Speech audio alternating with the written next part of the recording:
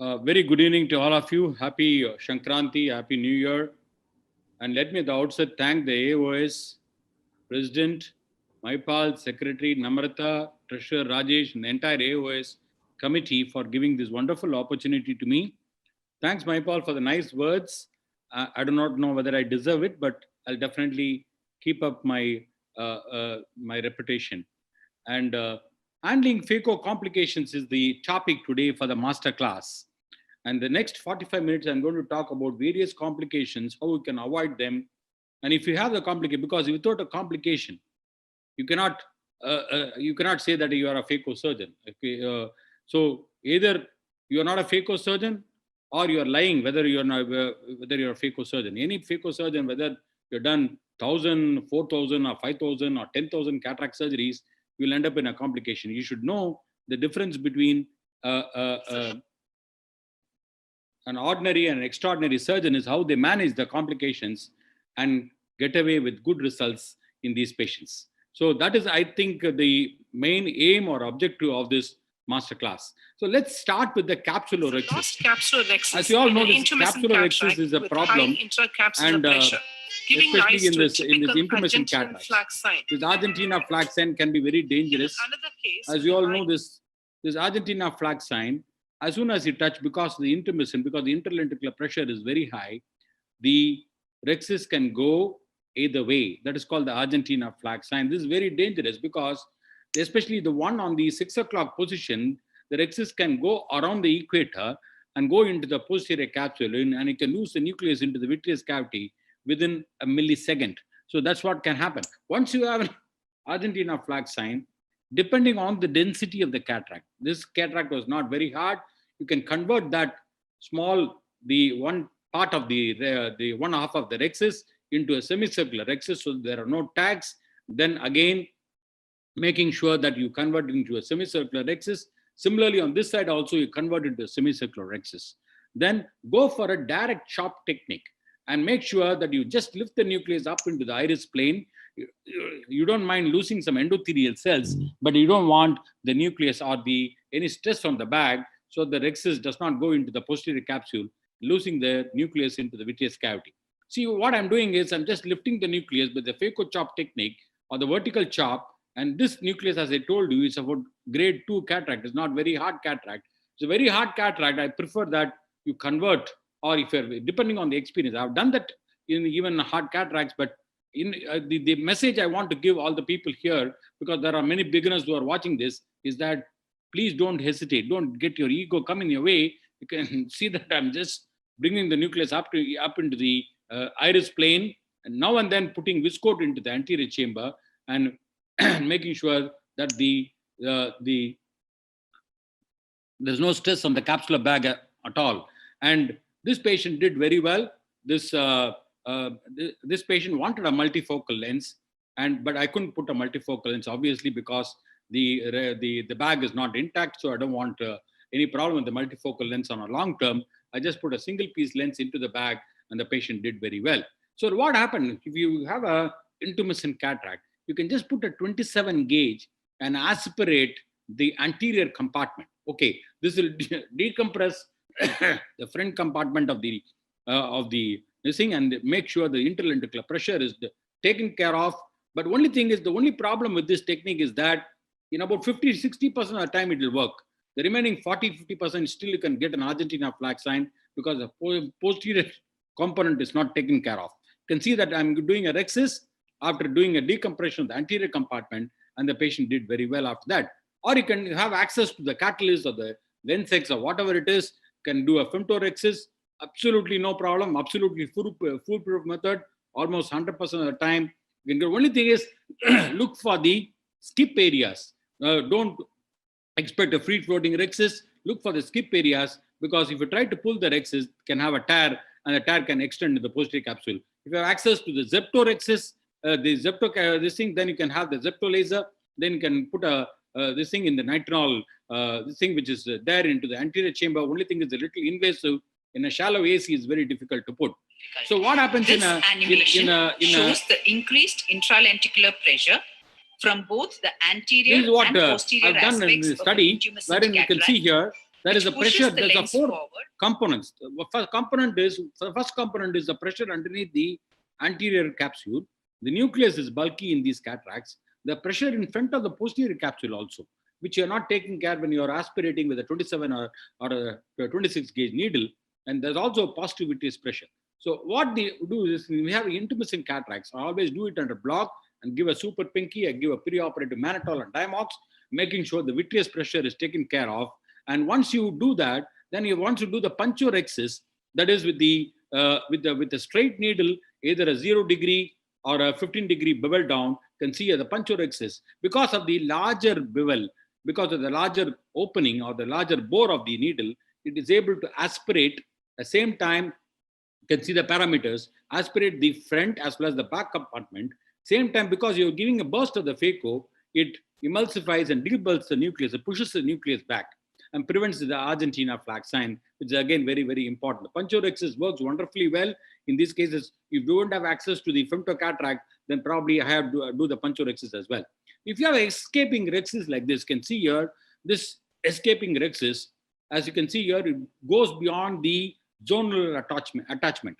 And sometimes this rexis can escape into the zonules and then into the posterior capsule, and you can get something like an Argentine flag sign even in an immature cataract like this. So what do you do? This is called the little rescue technique. So what you do is put a viscoelastic, a heavyweight viscoelastic like a Hyalon GV or a Viscoat or something like that, flatten that capsule and pull the capsular rexis in the same direction, not in the opposite direction, the same direction. If you pull it in the same direction, you can see here the rexis is coming back into the original position. You can see here slowly it is coming back into the original position, and then you can go ahead with the rexis. This is called the little rescue technique, which you can adopt. And the only thing is you have to be a little patient about that and try to make sure that the rexis does not extend, because the rexis is the most important step in phacoemulsification. If you get the rexis right, about 60 or 70% of your battle is won. Dense brown cataracts like this, sometimes can use excess phaco energy and again end up in a corneal burn like this. Okay, if you use, especially when the wound is tight, or if you're not removing the viscoelastic, especially the viscoat, which is there in the anterior chamber, and then try to give the phaco power, which happens not uncommonly, and can have a corneal burn.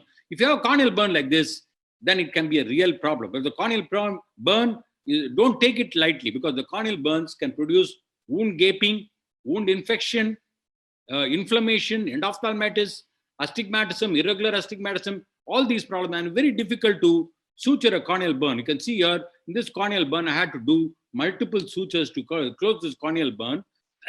And the patient, I had to put almost 3 or 4 sutures and make sure this corneal burn is taken care of very well. Otherwise, this will end up in trouble. How to avoid a corneal burn? Make sure that the incision is not very tight. Make sure that you don't use excess phaco energy. Make sure that you remove the viscoat from the anterior chamber, and make sure that all these parameters are protocols are followed to prevent a corneal burn. You can see this is an arcuate incision I have done with the femto, and can see here this arcuate incision is leaking. Okay, as soon as I went inside, it's arcuate. So what is the most important? When is any incision which is leaking, don't proceed with your phaco. That is very, very important. Don't proceed with the phaco. Come out, inject viscoelastic into the anterior chamber, whatever viscoelastic you have access to, and then suture that wound. Suture that, because this leaking can be a problem throughout, can have a problem of the PC coming in front, the AC shallowing, and all these problems, the endothelial loss, especially when you have a brown cataract like this. You can see I've done a femto in a very brown cataract in this particular case. Once you suture that wound, and you can go ahead with the phacoemulsification without any problem. So you need to go that extra step and make sure that the corneal wounds are sutured and there is no leak during the wound, during the surgery, entire surgery, which will make your life very, very difficult. I'm sure everybody has gone through this problem for decimus detachment. If you see a limbus to limbus corneal edema like this, for a patient whom you probably didn't use much phaco energy, even if you use much phaco energy, that corneal edema will be mainly in the center. If you have limbus to limbus corneal edema, within 24 hours, if the patient comes to you, then probably there are 2 conditions you have to think of. One is the decimus detachment, which is there, or another is a condition called TAS. So once you do a ASOCT, I'm sure everybody has got access to the OCT now. They can see the dismissed detachment very, very clearly. So when you have a corneal edema postoperatively, which is unusual, you don't expect a corneal edema in this patient. Sometimes you might have a dismissed detachment which you wouldn't have noticed, and the dismissed detachment, when you do ASOCT, always do an ASOCT, then you will find that ASOCT, in this ASOCT, there is a dismissed detachment as well.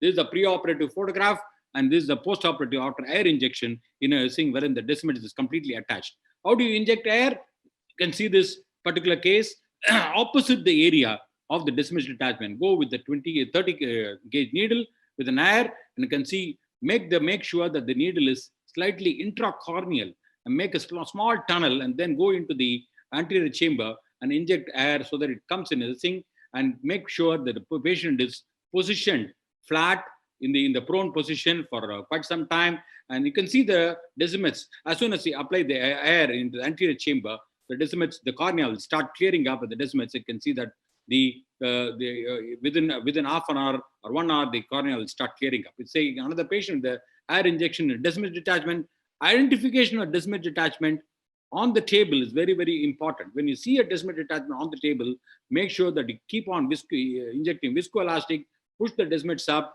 and make sure that sometimes you can chew up the decimets during the surgery, and you can end up in a problem like this. As you all know, posterior polar cataract is a very major issue, and incidence of PCR, the nucleus drop, the plaque on the posterior capsule. Always look at the fellow eye in a posterior polar cataract. If you have a mature cataract like this on one side, always look at the fellow eye. If the fellow eye has got an anterior chamber IOL, or an iris claw lens, or a lens in the sulcus, or a scleral or a glued IOL or something like that, always think that this patient probably has a posterior polar cataract in this eye as well. So you need to be very, very careful in your rexes, very careful in your hydrodissection, very careful in your phaco parameters as well.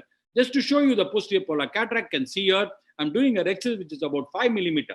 Don't make the rexus too large, don't make the rexus too small as well. If you make it too small, you may find it difficult to do the phacoemulsification. Too large, very difficult to put a lens in the sulcus and do the capture, which is very, very necessary in optic capture, very necessary in a posterior polar cataract. You can see here, as I'm trying to flip that nucleus, you can see the plaque on the posterior capsule, which is there on the posterior nuclear plate, and I'm injecting viscoelastic. Every time you come out of the eye, inject viscoelastic and come out of the eye. And then I'm doing a coaxial irrigation aspiration, which I normally do. I don't do a bimanual. Once I notice a PC tear, then I go into a bimanual. If you notice a PC, you can see that as a PC tear is opened up, then I create a right side port and do the bimanual, inject viscoat, and then try to remove the cortex. So once I know that there's a vitreous which is there in the anterior chamber, and then go ahead and do an anterior vitrectomy in this particular case, and then go ahead, always remove the vitreous, and then making sure the anterior, that is the anterior chamber, maintainer which is on the left side, and then change the cutter and change the irrigation aspiration. Or you can use the cut IA or the IA cut, which is also there in the vitrectomy mission, and then make sure that you remove the vitreous first and then remove the cortex. So once you do that, then you can see that there is a typical posterior polar cataract. There are two parallel lines on the posterior capsule, unlike a posterior capsule rupture, which can be round or a oval or something like that. The two parallel lines, which shows that there's a pre-existing dehiscence in the posterior capsule. Very difficult to do a posterior capsular rexus in this. Very difficult to put a lens in the bag because it can slip into the vitreous cavity or lie on the macula the next day. So what I do is to always put a multi-piece lens in the sulcus, but don't leave it in the sulcus. Very, very important. Don't leave it in the sulcus. Always make sure that this optic is captured. That is the reason why I want a 5 millimeter rexus and not a very large or a 5.5 millimeter. If you have a 5.5 millimeter rexus, then you have difficulty in capturing this optic into the rexus margin. You can see that this is very, very important. The haptics are in the sulcus, but the optic is captured into the rexus margin. That is called the optic capture, and the lens is completely blocked into the capsular bag, as if the lens is in the bag.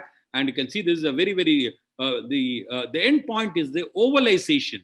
The ovalization of the anterior capsule is the end point for you to know exactly the lens is captured very, very nicely. You can see these patients, because the advantage of the optic capture is that the UGH syndrome is not there, the uveitis inflammation is not there, long-term centration of this lens. You can see even after 2 years, after the lens does not move a micron, as if you put the lens in the bag, and that makes the thing. Again, you can see here, nowadays all the posterior polar cataract, because I've got access to the catalyst, I do the femto. Mahipal has published a beautiful paper how the femto is very, very useful, especially in a posterior polar cataract. There's an young girl about 18 years old who had a posterior polar cataract, can see a dense posterior polar cataract there, and very soft cataract, obviously, because it's a young girl, injecting viscoelastic, using lower parameters, then coaxial irrigation aspiration.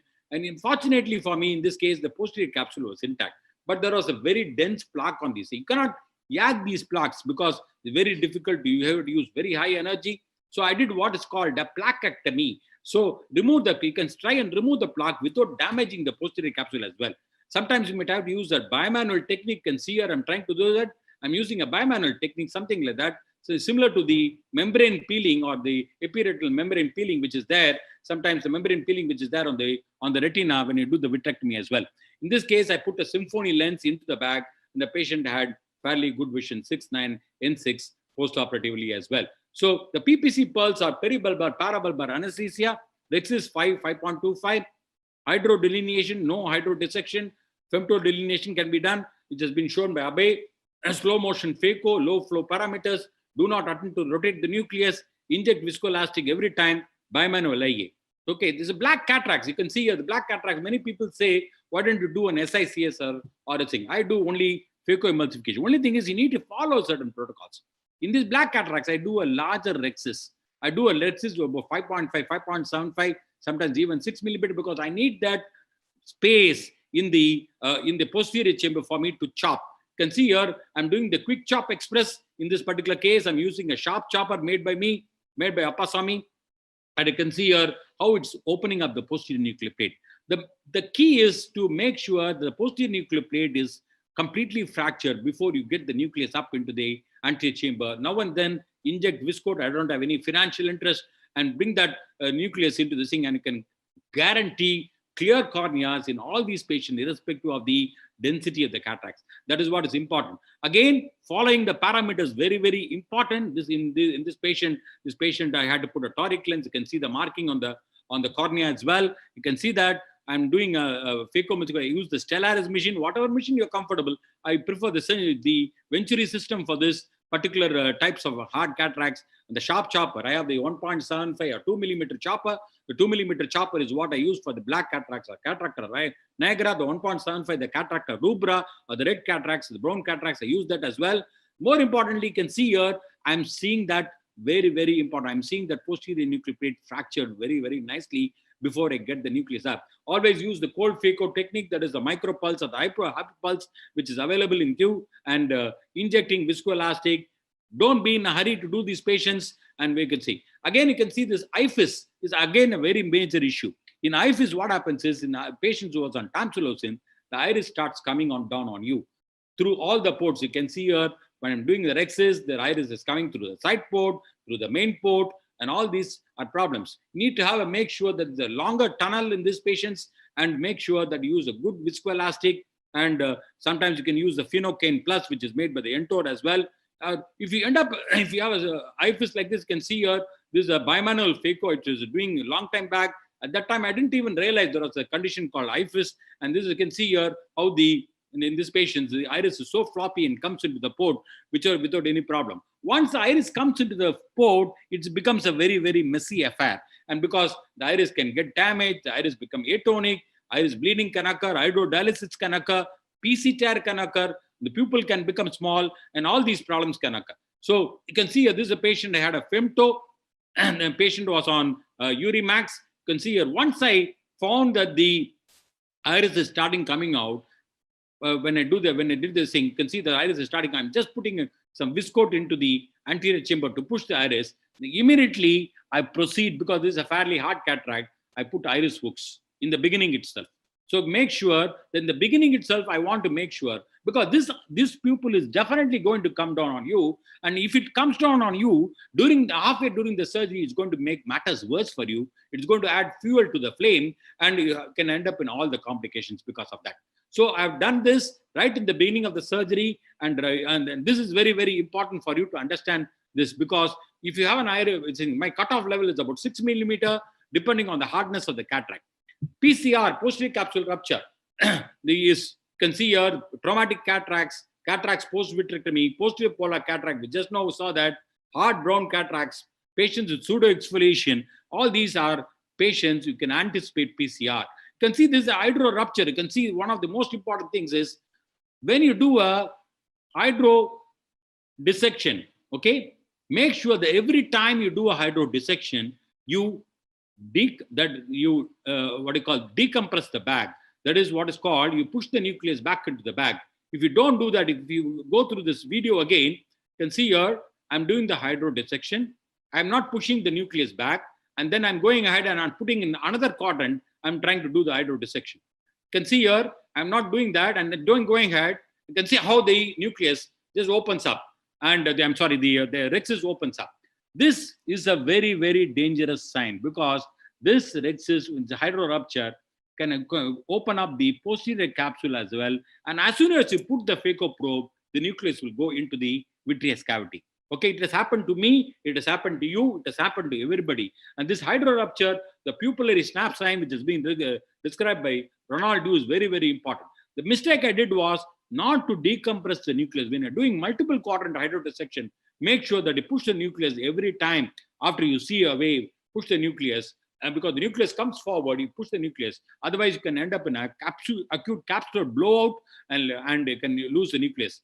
When you have a PCR, if you have the coaxial irrigation aspiration, what do we mean by coaxial irrigation aspiration? The coaxial irrigation aspiration means the irrigation and the aspiration are in the same port. When you have a PCR, if you have a coaxial irrigation aspiration, what will happen? The PCR will become more. What is initially a 2 millimeter, within a few seconds, it will become about 6 or 7 millimeter and not be able to put a lens in the back. And it will produce more and more hydration of the vitreous, and more and more vitreous is like a tsunami. More and more vitreous will start coming into the anterior chamber.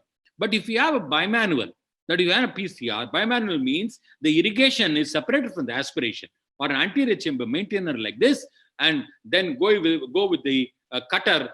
So separate the cutter and the irrigation, or the aspiration and the irrigation, and that is what is the main key. You can see this is a PCR, and most importantly, this is a one of my Phaco trainees.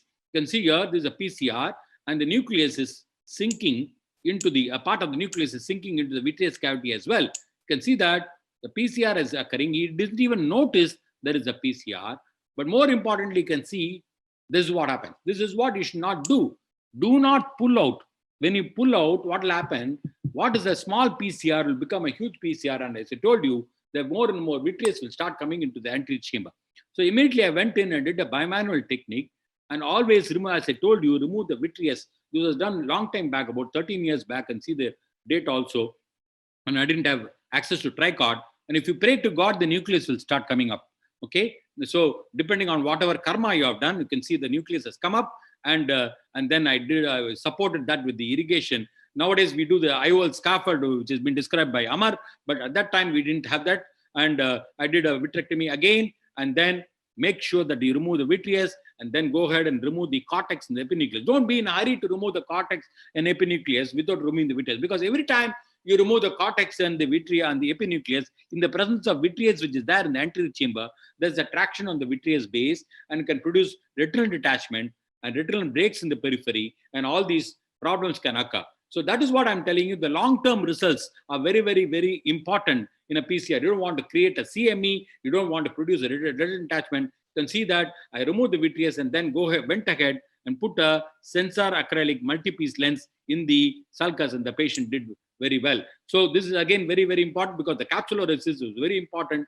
And again, at that time, I didn't capture this lens, but the patient did very well. Again, if you have PCR, you can see this is a last quadrant. When you have a last quadrant, you can see a dense nucleus, brown cataract. You can see this is because of the surge. I was using a second generation Alcon machine at that time, and you can see that, and the Phaco machine, and you can see that when I'm doing that last piece, because of the post-occlusion surge, there is a small tear in the posterior capsule, just like a posterior capsular rhexis.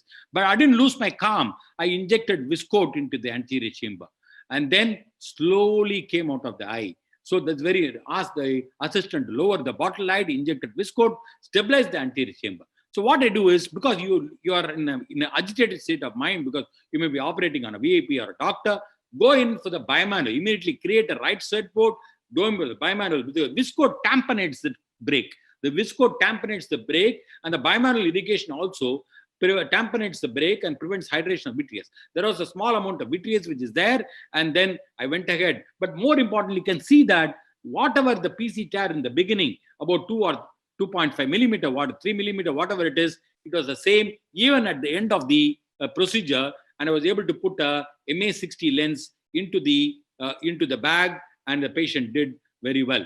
So this is an important thing. You can see again a posterior polar cataract, another patient, and the posterior polar cataract I already have shown you. And again, you can see here, I'm injecting viscoelastic. I notice a huge PC tear. Once I notice a huge PC tear, then I go bimanual. Now I use tricot. Use tricot because preservative-free tricot is available with you. You can dilute it 1:3, and this is available as Orocot. I don't have any financial interest. Use tricot, remove the vitreous, because vitreous is a colorless substance. And you can go to the pars plana, beautifully shown by Abe. You can do I'll show you one more video later, probably about the pars plana approach also. And once you remove the vitreous, then you can remove the cortex and go ahead with this thing. If you have a small PC tear, and you can go ahead and do a small posterior capsular rhexis like this. If you have a small PC tear, you can do a posterior capsular rhexis. This is very, very important. Go ahead and put a lens in the bag. If you have a PC tear and try to put a lens in the bag, when you put a lens in the bag, it will start extending, and you can lose the lens into the vitreous cavity as well. You can do a small posterior capsule, because the posterior capsular rhexis definitely has got better strength. So you can see here, this is a PCR, and I put a IOL in the bag. I'm sorry. Yeah, you can see there's a PCR which is occurring. I inject viscoelastic into the thing. I notice a PCR. There's a small linear PCR there. You can see that the linear PCR which is there in this area. I can see in this area, and immediately I inject viscoat into the anterior chamber. The viscoat is probably a fantastic thing to use. And then whenever I come out of the eye, inject viscoat and maintain the anterior chamber, and then you can see that PC tear is there. I'm not able to convert that into rhexis tear because it's something like a linear tear which is extending into the zonules as well. So I went ahead and put a Alcon single piece lens into the bag, and hoping that the PC tear will not extend, because again, when you put a lens in the presence of a PC tear, make sure that you gently nudge that trailing haptic into the bag instead of dialing it inside. You can see when I try to do that, unfortunately for me, the PC tear can start extended, but there's no vitreous in the anterior chamber. But fortunately for me, the lens was stable and the patient did very well. Again, you can see a femto, and this is one of the earliest cases of my femto way back about 3 years back when I started the femto. See, the problem is in femto, already the hydrodelineation, hydrodissection is there with the gas bubbles. Don't try to be very aggressive.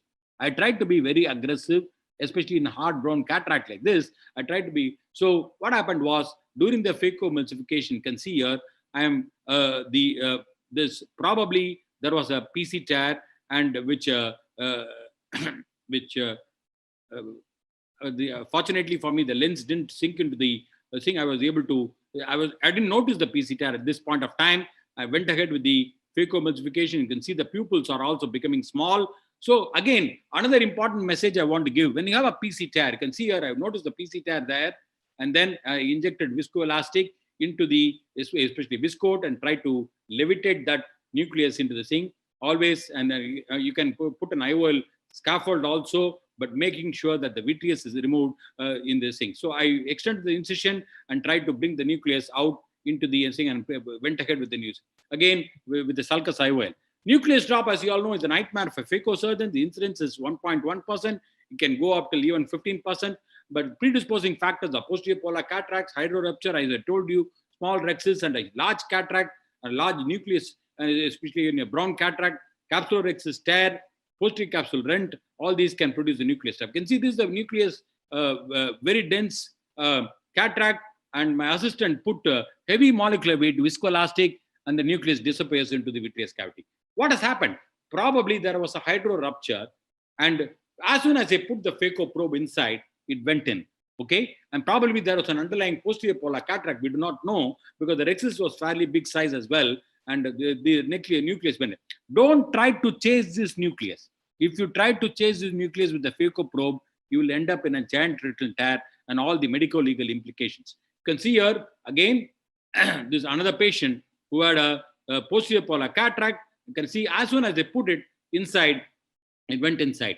So this is again a very, very important thing for you to understand, that once you lose the nucleus into the vitreous cavity, the nucleus disappears into the vitreous cavity, clean up the anterior segment. Clean up the anterior segment depending on the grade of the cataract. If it's a brown cataract, probably don't put a lens, or if it's a soft cataract, you can put a lens in the sulcus, but make sure that you remove the vitreous which is there in the anterior segment, or the anterior chamber, and then go ahead. If you have, because I'm both cataract and vitreoretinal surgeon, I went ahead in this case. I went ahead and did as I saw, the rexus is beautifully intact. This is a posterior polar cataract, fairly soft cataract as well, and making sure that the vitreous is completely, or the nucleus is completely made mobile. A good vitrectomy is necessary, and 3-port pars plana vitrectomy is very, very necessary. And I use a sleeveless Phaco probe, use it like a fragmentome, and then bring it up into the anterior chamber, and then try to do the emulsification in the anterior chamber, and making sure that the cornea is well protected as well. In this patient, I put a multi-piece lens in the sulcus, and the patient did very well. If the nucleus is still there in the anterior, in the pupillary area, it is not sunk, then it can do what is called AL, or anterior assisted levitation. This is an anterior assisted levitation. You can just bring it up and then deliver it just like you deliver a SICS nucleus in an SICS, and making sure that you put an anterior chamber maintainer, preservative free tricot again, and bimanual vitrectomy, wherein the cutter is separated from the irrigation. All these same protocols you have to follow. In this patient I was a very old patient with the cardiomyopathy. I didn't have, I went ahead and put a anterior chamber IOL. You can put an anterior chamber IOL, provided the cornea is not very sick. The two important factors is that the vitreous should not be there, the pupil should be round, and make sure that you do a peripheral iridectomy. And the sizing of the IOL is also very, very important. So all these armamentarium, you can see this another patient. This is a patient, actually a doctor from Kerala, who came all the way from Kerala for a toric lens, very brown cataract, and for some unknown reason, the nucleus started sinking into the vitreous cavity. Probably there was a rupture during the hydrodissection, and I went ahead and did the extent of the corneal incision, and they went ahead. Or you can close up the corneal incision and probably create something like an SICS tunnel in these patients, and this anterior chamber or the anterior assisted levitation can be done. Or you can see this ACIOI postoperative. The patient did very well with the 6/9 vision. If the nucleus is still there, you can go ahead and do the PAL, that is called the posterior assisted levitation. What do? You just measure 3.5 millimeters, put a sclerotomy, and put a rod into the vitreous cavity and levitate the nucleus into the anterior chamber. Only thing is, please understand, these are patients, you have to be very, very careful. All the patients with PCR nucleus drop, you need to assess the posterior segment postoperatively very carefully, very consistently as well. Don't do this in young patients. Don't do this in eye myopes. This is a message I want to give. The posterior assisted levitation is another patient, where again, a very old patient. I did a posterior assisted levitation and went ahead and did an anterior vitrectomy, put the lens in the sulcus as well. Again, a Morgagnian cataract. You can see here the Morgagnian cataract. If you have a good microscope, like Lumira, sometimes you might have to, we can go ahead with doing a rexus without this thing. So you can see that there is a universal zonulopathy in Morgagnian cataracts. Zonulins are weak. I put a capsular hook to stabilize the bag and went ahead with the Phaco emulsification. Again, I'm using the sharp chopper and went ahead, and you can see how I'm opening up the posterior nuclear plate, which is very, very important. Again, and you can see that I'm bring the nucleus up a little, and the pupil is becoming a little small. I'm not bothered. I'm injecting viscoelastic into the anterior chamber. So once I do that, then I found that the bag is also not very safe. I want circumferential stability as well. I got the radial stability with the capsular hooks. Now I need circumferential stability. I went ahead and put a CTR. You can see put CTR, and this provides a circumferential stability, and then went ahead with the phacoemulsification, putting a single piece lens in the back. Again, a traumatic subluxated cataract. My anatomy professor, he had a shuttlecock injury long time back, and he had a fairly dense cataract as well. You can see this is the subluxation which is there inferiorly. You can see that about 3-4 clock arcs, and I did a rexis which is fairly about 5.25 millimeter, and immediately in the beginning itself I put a CTR, then went ahead with the phacoemulsification. When I found that when I did the phacoemulsification, I found the lens was very, very wobbly and the whole capsular bag was moving. So I went ahead with the iris hooks. You can't put iris hooks, but I have to be a little careful.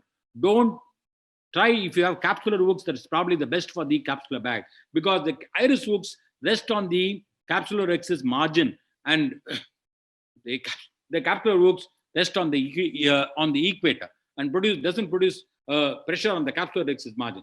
There's more likely to be a tear on the capsular axis, especially in this case. If you notice very carefully how it is, I went ahead. You can see this iris hooks. Don't keep the iris hooks for too long and too much of traction on the capsular bag. So you can see that the lower left one, watch that very, very carefully, and you can see that I'm trying to do the cortical aspiration. In the cortical aspiration, you can see that during the cortical aspiration, the iris hook tore the anterior capsule, and it went all the way into the posterior capsule as well. And you can see that there's a vitreous there which is presenting in the wound. And I went ahead with the multi-piece lens, the MA60 lens, and hoping that I will be able to put the lens in the sulcus. So I went ahead, and this is all the rush of blood decisions you have to take, and went ahead with the again making sure the vitreous, and then went ahead with the trocar and cannula into the posterior approach, the pars plana vitrectomy. So I have the anterior chamber maintainer, which is there, or the irrigation in the anterior chamber, and trocar and cannula. I remove the vitreous, which makes sense because, especially because you're able to remove the vitreous from behind. The only thing is, putting a trocar and cannula, always put a suture in the main wound, because you don't want to put it in a hypertonic eye. Make sure the anterior chamber is very firm before you put that. You can see this another patient. You can see here the femto cataract. In a traumatic cataract, this patient is the young girl, about 28 years old. She had an injury long time back. You can see a zonular weakness all the way almost 180 degree. You can see a dialysis of the hydrodialysis is also there in the nasal quadrant, lower nasal quadrant as well. And I did a femto. Femto is probably the best because it makes life easy. And this is a very soft cataract. You can see this. I was able to do a cortical aspiration and then try to put the CTR as the last. After the cortical aspiration, you can stabilize the bag, you can put the CTR as the last, or can put the CTR in the beginning. I tried to put the CTR as late as possible. It is only a surgeon's choice. Then went ahead and put a Technis lens, a single piece lens into the sulcus. The patient had traumatic mydriasis as well. So I had to do a single pass 4-throw pupilloplasty, the SFT, which has again been discovered by Amar Agarwal. You can see the way it makes life easy. And this, you can see that I'm doing that multiple throws all around. And I'm trying to, it's a very, very easy technique. Only thing is, you need to make sure and bring the loop out and pass it 4 times into the loop which is there outside, and then it makes life easy, and the pupil becomes small, and the results are really fantastic. As an extension of single pass 4-throw pupilloplasty, we are also doing the pinhole pupilloplasty, which is again discovered by Amar, and which makes the pupil very small, and also not less than 1.5 millimeter, but it takes care of the astigmatism and creates a depth of focus and increase the vision as well. So again, a traumatic cataract with the pre-existing PCR. You can see that I'm doing the synechiolisis is there. This patient had a cracker injury and a relatively younger patient. And can see that I'm trying to do. If you know the PCR already there in this patient, probably because of the ASOCT, or sometimes the UBM can also find out to a certain extent, because there can be cortex in the anterior vitreous, which you can find on the B scan as well. And this patient had that also, and you have to be a little more careful. Again, posterior synechia and pupillary membrane post uveitis cataract, and I don't want to this thing, everybody knows about this high-risk hooks. And this again a patient who was on tamsulosin or Urimax. Right at the beginning of the surgery, do this maneuver. Take that extra minute to do this. It will take another 2-3 minutes for you, but it is going to make life easy and reduce the complication to a large extent. Put the iris hooks right in the beginning, or if you want to put Mulligan ring, you can do that as well. Can again another patient with a small pupil with a hard cataract on IFIS, that is on Urimax or tamsulosin, and you can see that I'm putting the Mulligan ring. The Mulligan ring can go through a 2.2 millimeter, which is the new version, or 2.0 millimeter, this thing of a version of the Mulligan ring, which makes, I find that the Mulligan ring is very good. It doesn't distort the pupil. But the removal of the Mulligan ring is more difficult than putting it. Well, removal don't be complacent, because it can produce, sometimes can pull the iris, can tear the iris. So removal, make sure that all the eyelets are released, and then you try to pull it out with the same injector as you injected. The BX is also really fantastic innovation by Suven. You can see a BX can be put. Only thing is, it's a little thin, but it does the work very nicely. It doesn't expand the pupil beyond 5.5 millimeter. I don't require anything beyond 5.5 millimeter. You have an excess of about 5 or 5.25, and it makes life easy for you, especially when it's a small cataract. This can be removed even through the side port if you want to remove this BX, and it's really effective. If you don't have any of these things, then you can go ahead with the what you call the pupil stretch. You can do a pupil stretch. The only thing is remove the synechia all around underneath the pupil. You can do the pupil stretch and can only use 2 second instruments and try to do the pupil stretch. Don't do the pupil stretch in the axis of the incision. Always make sure that the pupil stretch is done away from the incision or oblique to the incision. So this makes some. The problem is I don't use the pupil stretch nowadays, because it produces a lot of atony in the iris as well. Making iris hooks 5, especially in this complicated patient, complicated cataract, the VK syndrome, I use 5 iris hooks. This makes life very, very easy. I don't want to show that because we are lacking time. Again, intraoperative zonal dialysis. This is again a hard brown cataract. When you expect the intraoperative, when you don't expect the dialysis, as you can see here, there's a dialysis right there in the 6 o'clock position. What I do is I immediately inject viscoat, and or you can use something like Hyalon, which will expand the bag before you put the CTR. I put the CTR and then go ahead and put a iris hook to stabilize the bag there as well, and go ahead with the you can put a capsular hook. That is probably the ideal. Sometimes you don't have the capsular hook, you just put the iris hooks there. Only thing is, don't put too much of traction with the iris hook. Keep less traction for less amount of time with the iris hook. You see, again, zonal dialysis during the cortical aspiration. Sometimes you are complacent, you don't concentrate enough. You can see that there's a zonal dialysis there, and you can see here, once you notice the zonal dialysis, you can see the entire bag is coming out along with the cortex as well. So what you do, you just inject viscoat into the, or Hyalon or something like that, which will make sure that this thing is there.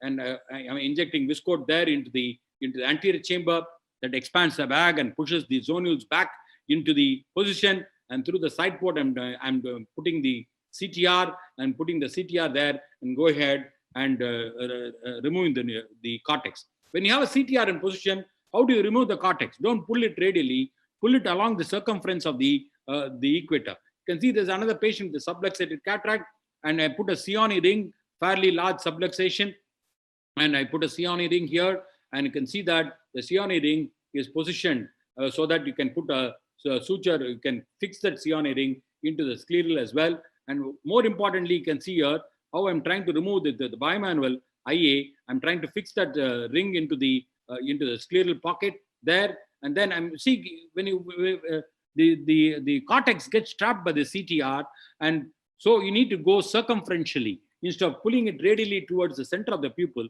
You need to go along the equator, and that is what makes the difference. And then you'll be able to strip the cortex very nicely in the presence of a CTR as well. Again, a microspherification, as you know, microspherification, this is a patient young patient, 38-year-old, microspherification, universal zonulopathy is there in microspherification. Always very difficult to do as capsular rexes also. I went ahead and put a CTR right in the beginning. I put iris hooks for the capsular bag. As you know, this patient had a fairly soft cataract as well, posterior subcapsular cataract, and you can see what is happening. Okay, as so far so good. I was able to put I thought I'll be able to put a single piece SA60 lens into the bag. Again, you can see here very, very carefully, as I'm trying to remove the viscoelastic, as I'm coming out, you can see that the lens has started decentering. The vitreous has started coming through the zonules.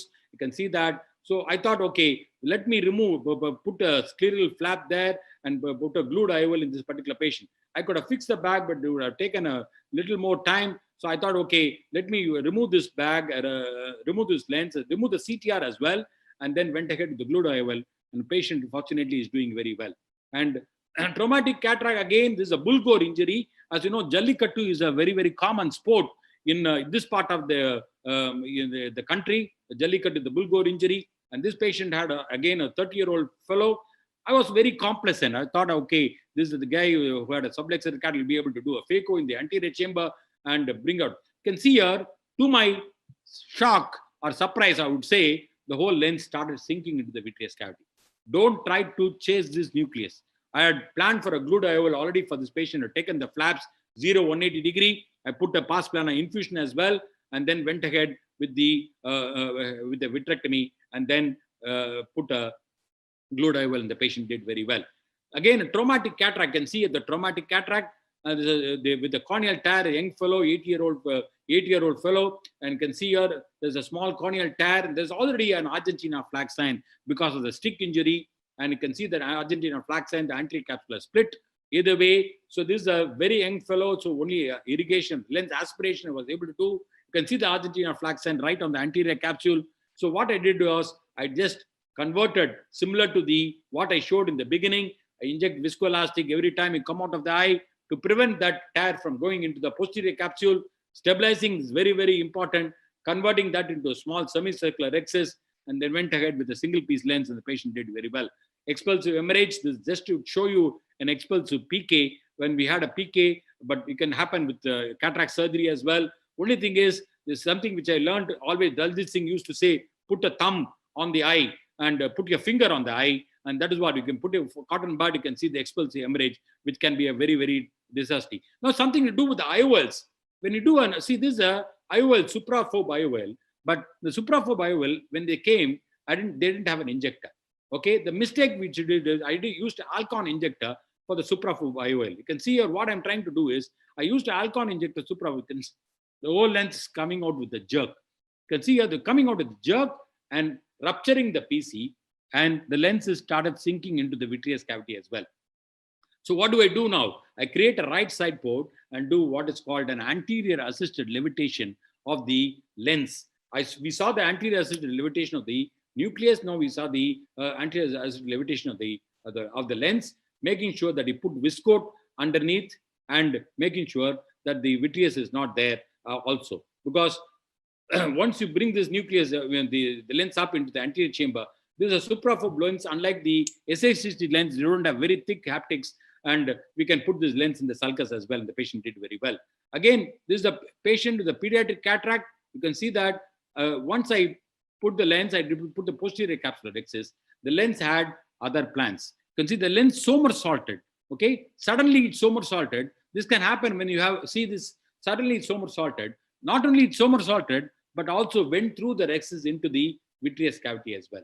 So it dropped into the vitreous cavity within no time, and we had to do a pars plana vitrectomy and remove the lens and put the lens in the sulcus in this particular patient. Again, another patient can see a dislocated or subluxated IOL. This patient came to us, referred by another surgeon to us. Can see a single piece, hydrophilic lens, the Rayner type. We thought we'll be able to fix that. We took the scleral pockets there, or the scleral grooves. We thought we'll be able to fix it similar to the ninoprolene or the tenoprolene. We thought we'll be able to fix. The problem with this hydrophilic lenses are very, very slippery, very difficult.